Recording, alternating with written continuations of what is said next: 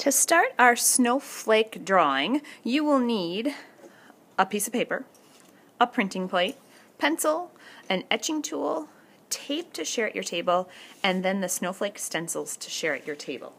To begin, you will be creating a composition. So that's just the way you plan out your drawing that you like and think looks good as a finished drawing. So with the snowflakes, you do not have to put one right in the middle. They're too large and they're not going to fit. I encourage you to have some of your snowflakes going on the paper, and maybe you see a part of a different snowflake coming on. So I would begin by tracing the part of the snowflake that's on the paper. Once you finish that first snowflake, kind of pull off your drawing and take a peek and see where else you think it would look nice to have another part of a snowflake. So I will not do this entire thing for you because it probably would get boring to just watch me tracing, but I would make sure I get every little piece that is touching the paper. When you pull that off, you can see, I did miss a part of it. I have a lot of white space around here that doesn't have a snowflake. So maybe I would fit another one on there. Maybe I would fit a couple on there. Remember, you don't have to have the whole snowflake, just parts of them. When you have a finished drawing, in pencil, you're going to tape it to the printing plate. I'm just going to use 2 pieces of tape so that it can peel off fairly easy. Your job is to now trace your entire snowflake with pencil again, pushing really hard all the way around everything you've done in pencil. You might push so hard that you actually tear your paper. That's okay. That means you're doing the job correctly. When the entire drawing has been traced in pencil, you can go ahead and peel off the tape. So that might mean you rip your stencil. If you don't want to rip your stencil, I would just kind of take a scissors and cut. So you're going to peel off that tape, and you will see a rough sketch outline of your printing plate. At this point, I'm going to switch tools, and I'm going to use my etching tool.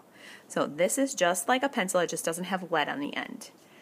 I am going to go over again the lines of every snowflake. I want you to be able to feel that groove. My fingernail actually gets stuck in there when I scrape on it. So I'm going to go ahead and do that all the way around.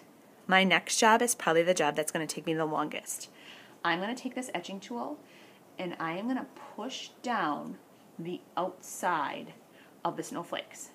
So this is the negative space. We've been working on that word or that vocabulary this year, especially with our Halloween project. I want to push that negative space down so that it will not print. I want to keep the snowflake kind of raised up, and that's what's going to print on my cards. So as you can see, I am not rubbing really hard. That will probably rip my foam. I am picking up this tool and making lines, and then I'm going a different direction. This is called cross-hatching. Kind of like making a bunch of tic-tac-toes.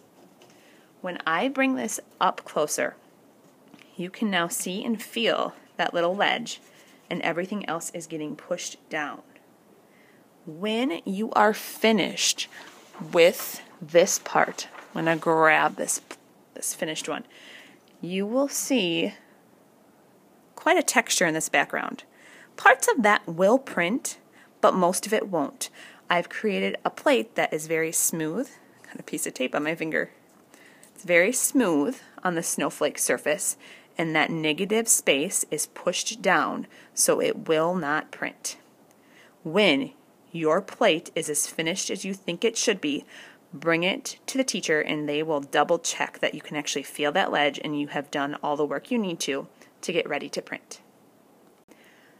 All right, after you have finished scratching and pushing down your foam plate, you're ready to print. So check with Mrs. Cleary just to make sure you've pushed enough. You should see a nice ledge from where your snowflake is to that background. If you can see the scratching texture around your snowflake, try to push it a little further. You'll see when I print that you're actually going to see some of that texture today. So you just want to have a good ledge between your snowflake and the background, and you want to try to get that background pushed down as smooth as possible. So when you are ready to print, you'll be heading to the back counter with your plate and with your papers that you painted last time. So when you get to the back counter, you might have a brayer that's already inked. You might need to ink your brayer. So I do want to show you this process because this ink is really sticky. And if you try to roll the brayer in there, it's not going to cover the whole thing. I actually have to pick it up to roll it. You can actually hear how sticky that ink is. You want a fairly thin coat on that brayer. Right now I can see some globs of ink, and I also see some spots that don't have any. So I'm going to keep rolling on this tray. And now that I see most of those black spots are covered up, I'm actually going to find a spot that doesn't have a lot of ink and try to get some of those gobs off. That's looking fairly nice. When I ink on my plate, I want to try to roll evenly, and I'm not trying to get those background spots. I don't want to try to gob ink in there. I'm just trying to put a thin coat right on the top of my snowflakes. When you are back there, you're going to want to find a clean spot. So if the green paper or the paper back there is all full of ink, I'm actually going to pick this up and just put it on a clean sheet of paper. And I'm going to fold this in half. Actually, when you come to the back counter, you might want to have these folded just because my fingers just got a little bit of white on there. So I am going to put this on my snowflake. And I don't want to shift it or move it. I tried to line it up as best as I could on the corners.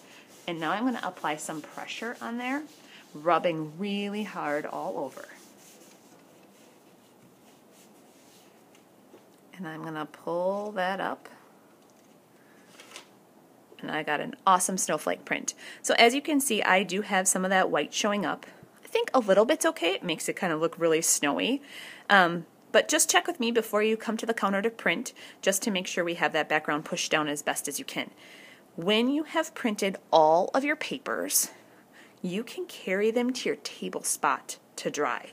This ink is a little bit sticky right now, but it dries pretty fast. One last thing about the printing. Every time I print a paper, I have to put new ink on this plate. I cannot get 2 successful prints in a row today. It's not working very well with the ink or the brayer that I've tried.